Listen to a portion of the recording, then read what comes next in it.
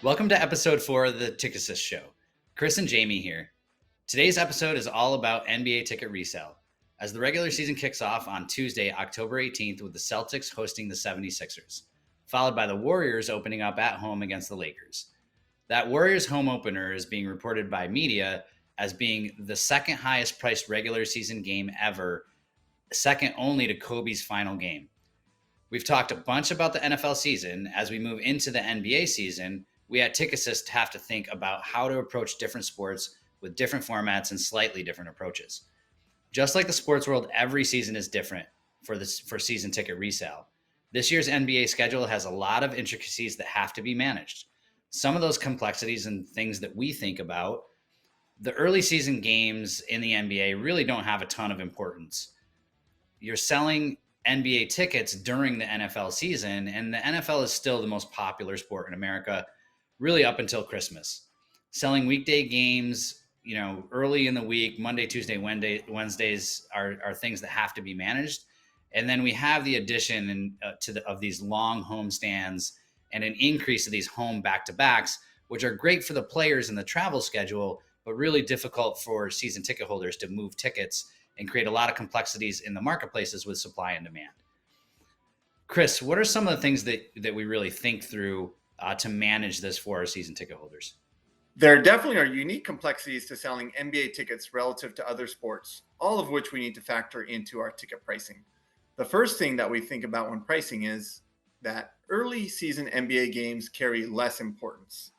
NBA has a long 41-game season, unlike NFL's 17-game sprint, where every game really matters.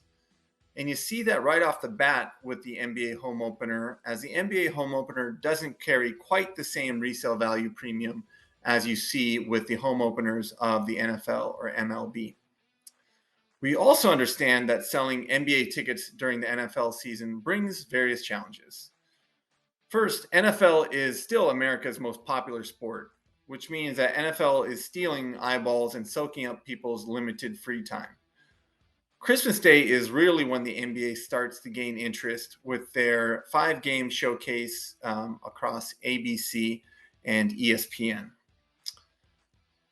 Christmas Day is usually a great resale value game, but one thing to note is this year's Christmas game falls on a Sunday, which means that it's going to be competing with the NFL, in particular a week of the NFL that is critical to many teams' playoff hopes.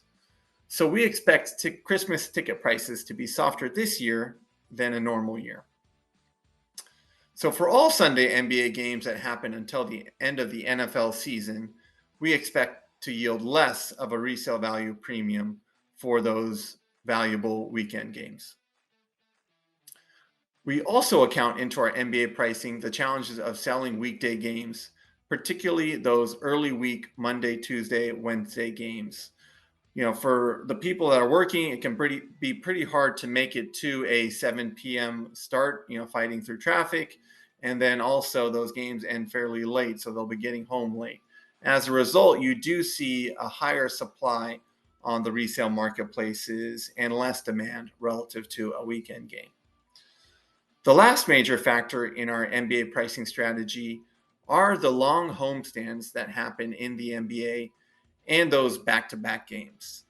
It's pretty common for teams to have 7 to 8 game homestands in a 12 to 14 day period.